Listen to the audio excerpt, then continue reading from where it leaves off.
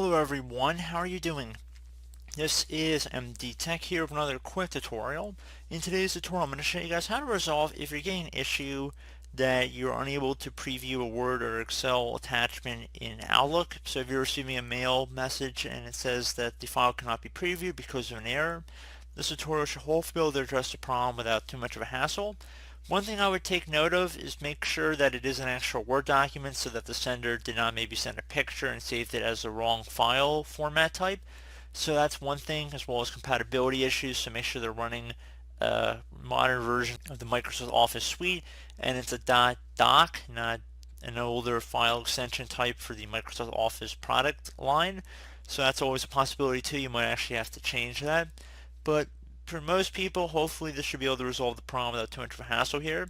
So you actually want to locate the document or Excel spreadsheet, right click on the actual file, left click on properties. If it's from a different source, so if it's from online, there should be a button that says unblock. Just want to left click on unblock and then left click on OK. So hopefully that should be able to address the problem. Now if you're still experiencing a problem and this is just a temporary quick fix you just want to do one time, I'm going to show you guys another potential workaround, and that'd be to actually open up Microsoft Word or Office or anything you actually can open, like PowerPoint, doesn't really matter. You want to go up to the File tab and then you want to go ahead and left click on Options.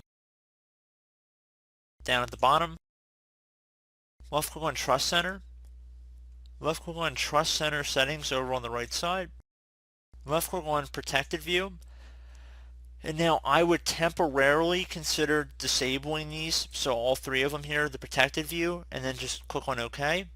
Try temporarily turning them off and seeing if it resolves the problem in your individual case. I would strongly suggest that you re-enable them once you're done. This is not meant to be a permanent fix here. I would highly suggest you keep Protected View turned on. However, if you're receiving an error that it's been blocked, then this could be a potential quick workaround for you guys, but just keep in mind you could be opening yourselves up to potential issues with security if you're going to keep them unchecked. But if you're 100% sure that it's a safe file, you can try doing that. Again, it's more likely than not that the file is probably corrupt, and there's really nothing we can do about that on our end, but it's just something to keep in mind. So I do hope that one of the methods I went through in this tutorial was able to help you guys out. And as always, thank you for watching, and I do look forward to catching you all in the next tutorial. Goodbye.